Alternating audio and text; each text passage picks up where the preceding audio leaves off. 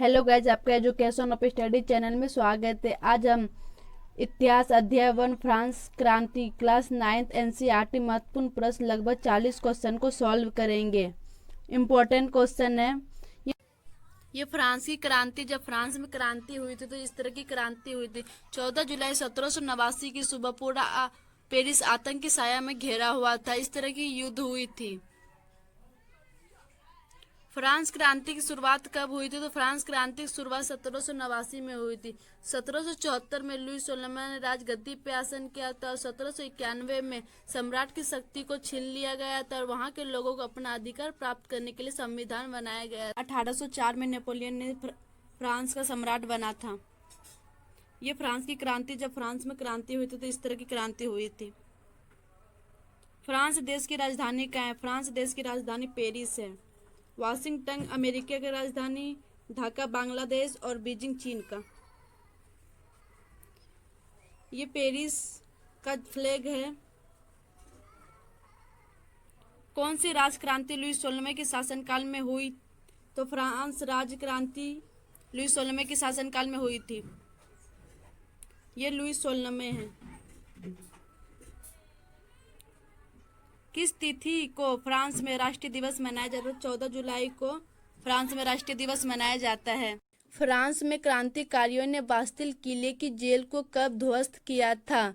तो 14 जुलाई 1789 में ध्वस्त यानी तोड़ा गया था। 16 जून 1815 में वाटरलू में नेपोलियन की हार हो जाती है। 28 जुलाई 1914 में प्रथम विश्व युद्ध हुआ था। 18 जून 1919 में पेरिस में शांति सम्मेलन हुआ था। ये बास्तिल किला है। यहीं पे 14 जुलाई 1789 में आतंकवादियों ने इस किला को ध्वस्त यानी तोड़ा था। फ्रांस में बुर्बो राजवंश का लुई 16वें राजगद्दी पर कब आसीन हुआ था? तो 1774 में आसीन हुआ था। ये लुई 16वें है। लुई 16वें के शासन काल में किस देश ने अमेरिका के 13 उपनिवेशों को साझा शत्रु से मुक्त कराने में मदद दी थी? तो फ्रांस ने मुक्त करवाने में मदद दी थी। ये फ्रांस का मैप है। यहाँ पे पेरिस है जो फ्रांस की राजधानी है, पेरिस। फ्रांसीसी समाज कितने स्टेट में बटा हुआ था? तो 3 स्टेट में बटा हुआ था। प्रथम स्टेट, द्वितीय स्टेट और तृतीय स्टेट। प्रथम स्टेट में पादरी वर्ग आते थे और द्वितीय स्टेट में कुलीन वर्ग और तृतीय स्टेट में जनसाधारण लोग आते थे। जनसाधारण लोग जैसे वकील, डॉक्टर, जज इत्यादि। टाइद क्या है? किसानों से चर्च भी धार्मिक के रूप में कर वसूलता था, उसे ही टाइद कहते हैं। टाइल क्या है? सीधे राज को अदा किए जाने वाले कर को ही टाइल कहते हैं। लीवे क्या है? फ्रांस की मुद्रा जिसे 1794 में खत्म कर दिया गया उसे ही लीवे कहते हैं।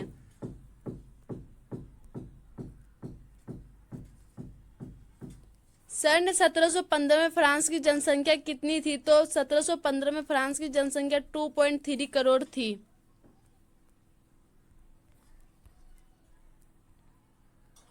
सत्रह सौ नवासी में फ्रांस की जनसंख्या कितनी थी? तो 1789 में फ्रांस की जनसंख्या 2.8 करोड़ थी। लुई 16वें की शादी किससे हुआ था? तो लुई 16वें की शादी मेरी एंटोइनेट से हुआ था। यह है मेरी एंटोइनेट। मध्य वर्ग किसे कहते हैं? फ्रांस में एक नए सामाजिक समूह का उदय 18वीं शताब्दी में हुआ था, उसे ही मध्य वर्ग कहलाने लगा।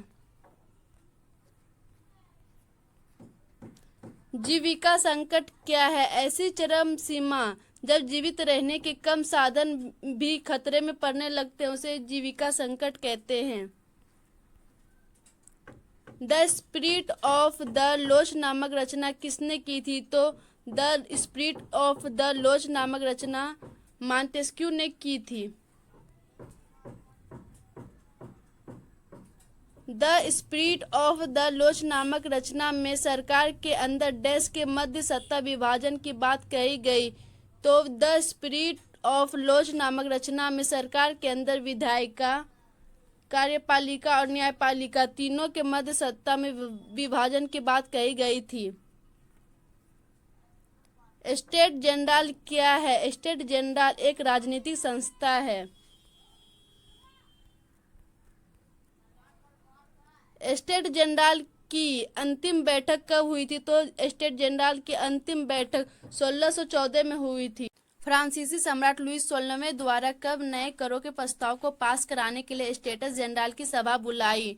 फ्रांसीसी सम्राट लुईस 16वें द्वारा नए करों के प्रस्ताव को पास कराने के लिए स्टेट्स जनरल की सभा 5 मई 1789 को बुलाई गई थी। स्टेट्स जनरल के नियमों के अनुसार हर एक व्यक्ति को मत देने का अधिकार होगा। हर एक व्यक्ति को वोट देने का अधिकार होगा जो 18 साल के हैं। मिसाल के तौर पर रूसो ने कौन सी पुस्तक पेश की थी? तो मिसाल के तौर पर रूसो ने द सोशल कॉन्ट्रैक्ट पुस्तक पेश की थी। कुछ महत्वपूर्ण तिथियां हैं। 1774 में लुईस 16वां फ्रांस का राजा बनता है। सरकारी खजाना खाली हो चुका है और प्राचीन राजतंत्र के समाज में असंतोष बढ़ता जा रहा है। 1789 में स्टेट्स जनरल का आह्वान तृतीय स्टेट नेशनल असेंबली को गठित करता है। बास्तिल पर आक्रमण, देहात में किसानों का विद्रोह हो जाता है, यानी बास्तिल पर किले पर आक्रमण होता ही है, साथ साथ देहात में किसानों का भी विद्रोह होने लगता है। 1791 में सम्राट की शक्ति पर प्रतिबंध लगाने और सभी मनुष्य को मूलभूत अधिकार प्रदान करने के लिए संविधान को बनाया गया था। 1791 में 1792 से लेकर 93 तक फ्रांस गणराज्य बनता है। सिर काटकर राजा को मार दिया जाता है। जिकोबिन गणराज्य का पतन, फ्रांस पर डायरेक्टरी का शासन। 1804 में नेपोलियन फ्रांस का सम्राट बनता है। यूरोप के विशाल भूभाग पर अपना कब्जा कर लेता है। 1815 में वाटरलू में नेपोलियन की हार हो जाती है। असेंबली ने करों, कर्तव्यों और बंधनों वाली समानता व्यवस्था के उन्मूलन का आदेश पारित किया। 4 अगस्त 1789 में असेंबली ने करों, कर्तव्यों और बंधनों वाली समानता व्यवस्था का उन्मूलन का आदेश पारित किया था। नेशनल असेंबली ने संविधान का प्रारूप कब बनाया? तो 1791 में बनाया था। नेशनल असेंबली ने संविधान का प्रारूप बनाने का मुख्य उद्देश्य क्या था? नेशनल असेंबली ने संविधान प्रारूप बनाने का मुख्य उद्देश्य था सम्राट की शक्ति को सीमित करना।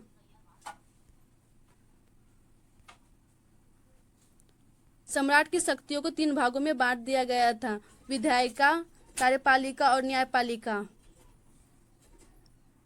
फ्रांस का राष्ट्रीय गान का क्या नाम है? फ्रांस का राष्ट्रीय गान का नाम मार्सिले है।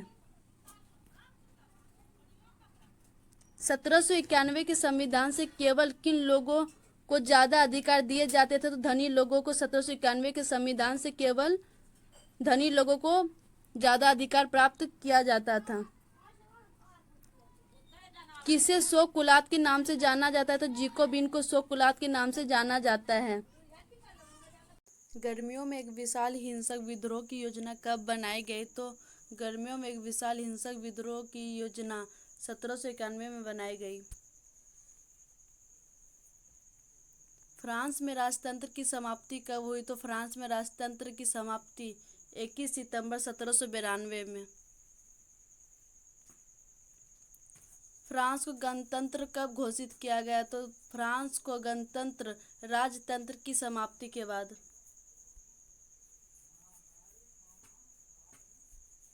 लुईस 16वें को फांसी कब दी गई? तो लुईस 16वें को फांसी 21 जनवरी 1793 में।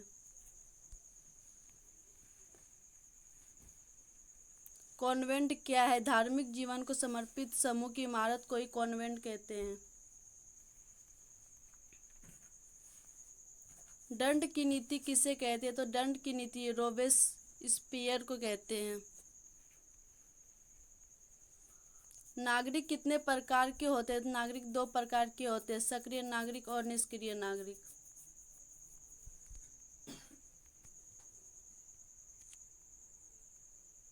फ्रांस में कौन सा क्लब मशहूर था? तो फ्रांस में the society of revolutionary and Republican women प्रसिद्ध था। संविधान में निष्क्रिय नागरिक का दर्जा कब दिया गया? तो संविधान में निष्क्रिय नागरिक का दर्जा 1791 में दिया गया।